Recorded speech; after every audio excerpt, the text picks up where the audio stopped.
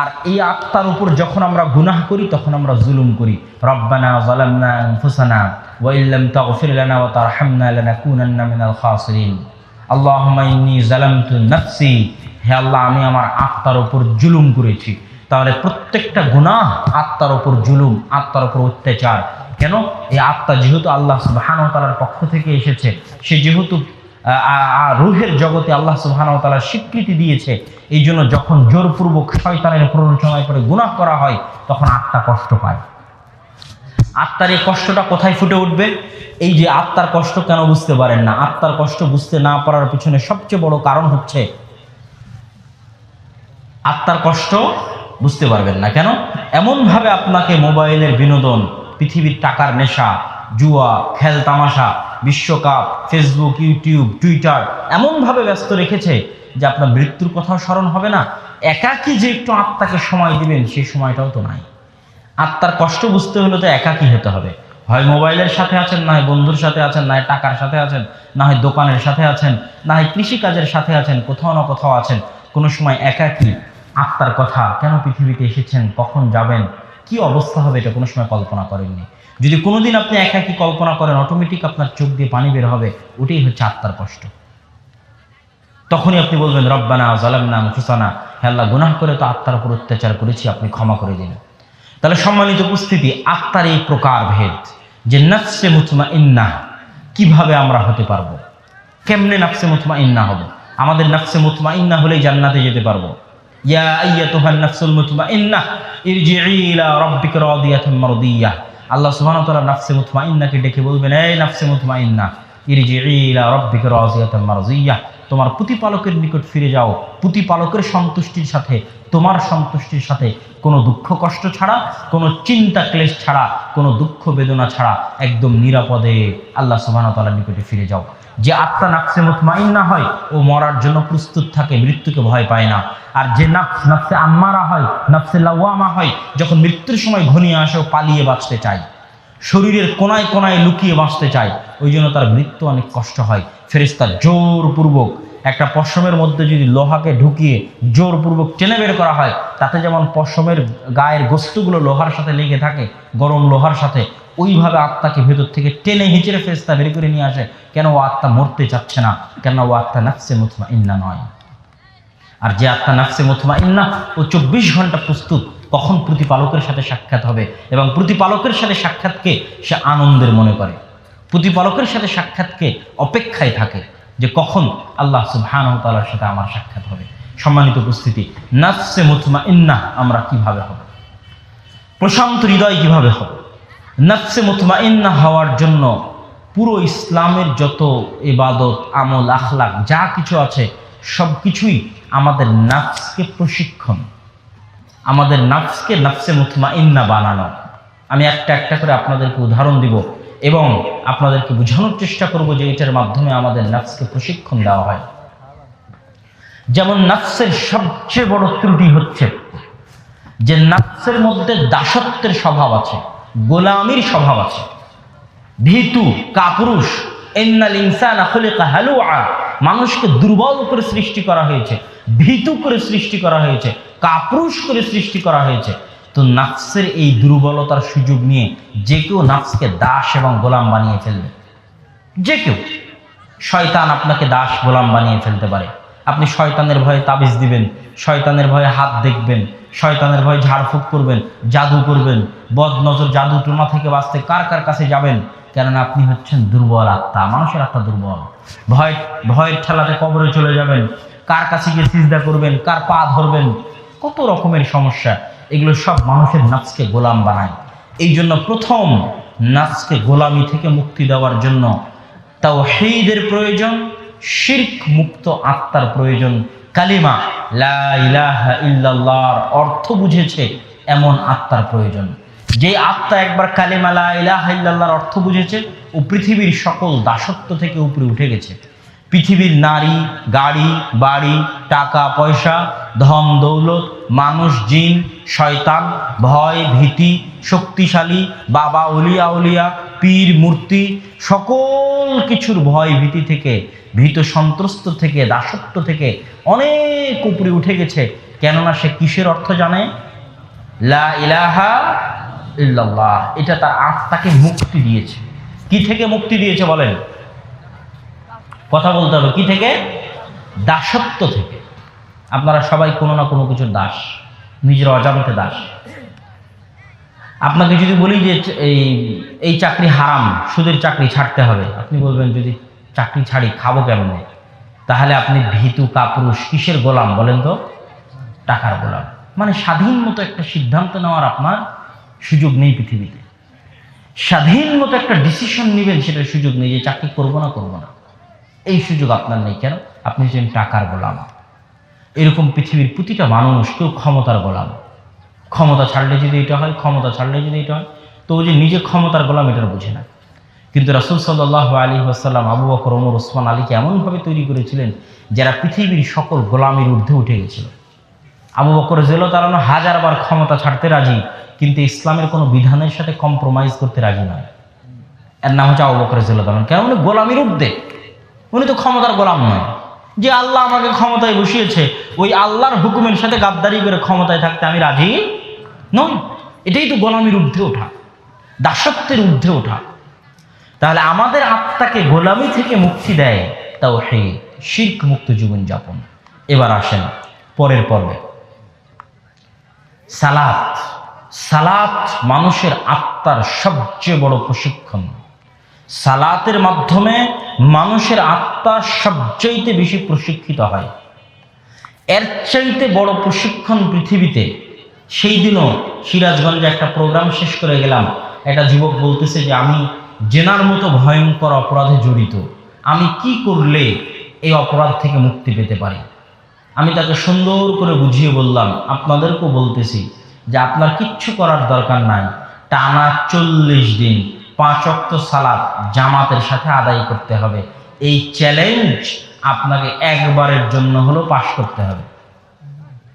তো বলে এর মধ্যে যদি আমার অন্য কিছু থাকে, আমার কোনো আপত্তি নেই। আপনার থাকতে পারে, আপনি বিড়ি সিগারেট খাচ্ছেন, যদি তওবা না করতে পারেন, নেশা থেকে মুক্ত না হতে পারেন, থাকতে পারে আপনি বিড়ি সিগারেট খেচ্ছেন, কি করব আমি? আপনার হয়তো মেয়ের সাথে সম্পর্ক আছে, কি করব? কিন্তু আপনার সকল কিছু থাকার পরেও অন্তত নিম্নপক্ষে কয়দিন? শেষ পর্যন্ত বলেন কয়দিন? 40 দিন। কয় ওয়াক্ত সালাত? 5 ওয়াক্ত সালাত। কিভাবে আদায় করতে হবে? জামাতের প্রথম তাকবীর, তাকবীরে তাহরিমার সাথে। আজকে শুরু করলেন, 5 দিন চলার পরে নষ্ট হয়ে গেছে, তাহলে আবার শুরু করতে হবে। বুঝতে পারেননি? আবার 40 দিন, আবার পূরণ করতে পারেননি, আবার শুরু করতে হবে 40 দিন। কেন? এক ওয়াক্ত সালাত আদায় করতে যাওয়ার পিছনে, জামাতে যাওয়ার পিছনে শয়তানের বাধা দেওয়ার অসংখ্য মাধ্যম আছে। আমাদের সবচেয়ে বড় শত্রুকে ইন্নাশ শাইতানা লাকুম আদুউম মুবিন, বক্তব্যের শুরুতেই বলেছি, এটা গেম। আমাদের সবচেয়ে বড় শত্রু শয়তান। এখন শয়তান তো আমাকে দুনিয়ার সব খারাপ কাজ চাপিয়ে দিয়েছে। এখন দুনিয়ার সব খারাপ কাজ থেকে বাঁচতে হলে আমার আত্মাকে আগে কিছু করার মাধ্যমে প্রশিক্ষণ দিতে হবে।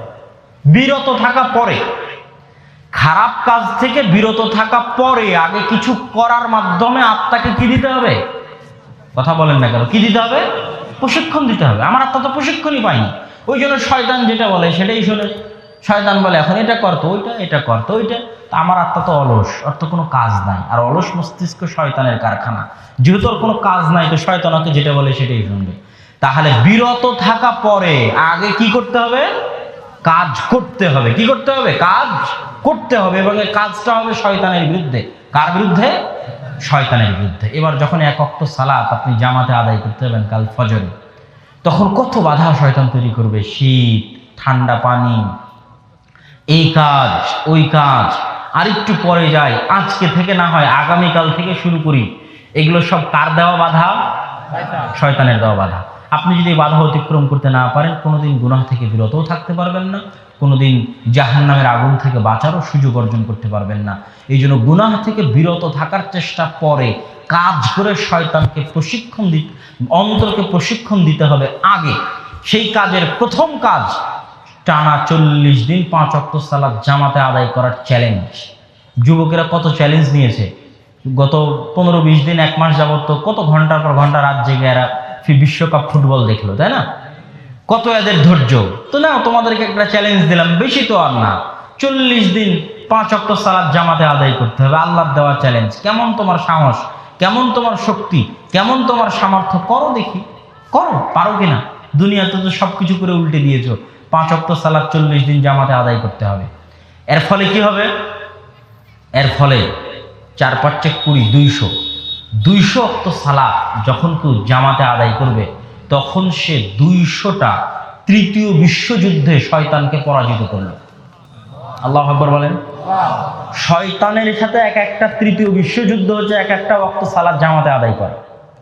যখন সে 40 ওয়াক্ত সালাত, 40 দিনের সালাত, 5 ওয়াক্ত, 200 ওয়াক্ত সালাত টানা জামাতে তাকবীর তাহরিমার সাথে আদায় করলো পরিপূর্ণরূপে, তখন ও 200টা তৃতীয় বিশ্বযুদ্ধে কাকে পরাজয় করলো? শয়তানকে। তাহলে ওর অন্তর এক ধাপ প্রশিক্ষণ কমপ্লিট করেছে। এক ধাপ প্রশিক্ষণ কি করেছে? কমপ্লিট করেছে। এই জন্য আল্লাহ বলেছেন ইন্নাস সালাতা তানহা আনিল ফাহশাই ওয়াল মুনকার।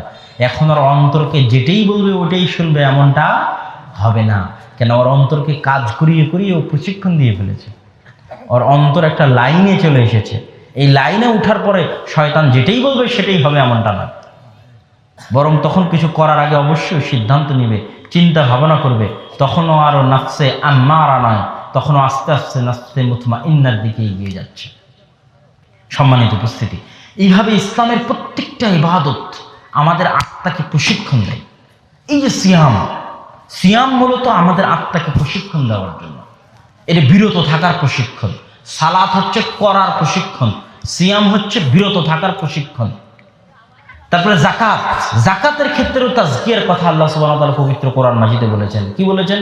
খুয মিন আমওয়ালিহিম সাদাকাতান তুতাহহিরুহুম ওয়া তুযাক্কিহিম। তাদের ধন সম্পদ থেকে জাকাত নেন যাতে তাদের আত্মা পরিশুদ্ধ হয়।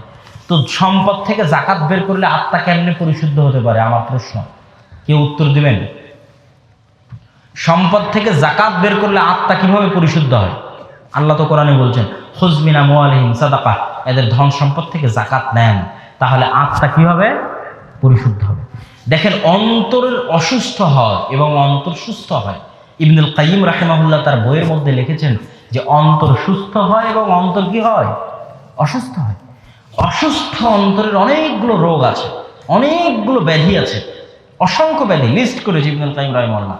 কৃপণতা অন্তরের একটা ব্যাধি, রাগ অন্তরের একটা ব্যাধি, হিংসা অন্তরের একটা ব্যাধি, অহংকার অন্তরের একটা ব্যাধি, ঈর্ষা অন্তরের একটা ব্যাধি, পরশ্রী কাতরতা অন্তরের একটা ব্যাধি, গীবত করা অন্তরের একটা ব্যাধি, অপবাদ দেওয়া অন্তরের একটা ব্যাধি, লোভ অন্তরের একটা ব্যাধি, লালসা অন্তরের একটা ব্যাধি, জৈবিক চাহিদা অন্তরের একটা ব্যাধি। এগুলো সব অন্তরের কামনা বাসনা, সব অন্তরের কি? রোগ। অন্তরের কি? তাহলে এই সব রোগগুলো আমাদের অন্তরে বাসা বেঁধেছে। আপনি দেখেন কত রোগ আপনার অন্তরে আছে। যদি আপনি প্রচন্ড রাগী হন, আপনি অসুস্থ, মানসিকভাবে অসুস্থ। আপনি যদি প্রচন্ড হিংসুটে হন, আপনি মানসিকভাবে অসুস্থ। আপনি যদি প্রচন্ড লোভী হন, আপনি মানসিকভাবে অসুস্থ। You have no control power on your heart. আপনার নিজের আত্মার উপর আপনার কোনো কন্ট্রোল ক্ষমতা নাই। খাবার দেখলে সেন্স নষ্ট, কত দ্রুত খাওয়া যায়। টাকা দেখলে মাথা নষ্ট, হালাল হারাম বিবেচনা নাই, কেমনে উপার্জন করা যায়। তাহলে কি আপনার আত্মার উপর কোনো কন্ট্রোল ক্ষমতা আছে? কোনো কন্ট্রোল ক্ষমতা নাই। আরেকজনের উন্নয়ন দেখলে অন্তরে হিংসা, সামান্য টাকা পয়সা উপার্জন করলে অন্তরে অহংকার। তাহলে 24টা ঘন্টা আমরা একটা ব্যাধিগ্রস্ত, রোগগ্রস্ত, মানসিক রোগগ্রস্ত আত্মা নিয়ে আমরা চলাফেরা করছি। এটার কথাই ইবনুল কাইয়িম রাহিমাহুল্লাহ বলেছেন। এবার বলেন, যাকাত দিলে অন্তর পরিশুদ্ধ হবে কিভাবে? ওই যে অন্তরের টাকার প্রতি লোভ, অন্তরের টাকার প্রতি লালসা, অন্তরের কৃপণতা অন্তরের একটা রোগ। এই রোগগুলো থেকে কেমনে অন্তরকে উদার করা যায়? টাকা পয়সার বিষয়। কেমনে তার আত্মাকে প্রশস্ত করা যায়? টাকা পয়সার বিষয়। তার একটা প্রশিক্ষণ হচ্ছে যাকাত।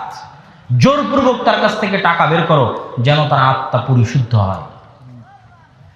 এই জন্য ইবনুল কাইয়িম রাহিমাহুল্লাহ বলেছেন, কেউ যদি কারো গীবত করে, তারপরে যদি তার কাছে ক্ষমা চাইতে না পারে, ও দুনিয়া থেকে বিদায় নিয়েছে, তাহলে কেমনে তার গীবতের পাপ মাফ হবে? আমি একজনের গীবত করেছি, উনি দুনিয়া থেকে বিদায় নিয়েছে, তার কাছে ক্ষমা চাইতে পারিনি, কেমনে আমার পাপ মাফ হবে? ইবনুল কাইয়িম রাহিমাহুল্লাহ বলছেন, যেই রোগে আমার অন্তর আক্রান্ত, ওই রোগের বিপরীত কাজটা করলেই আমার ক্ষমা হবে। তো আমার রোগ হিংসার রোগে আক্রান্ত।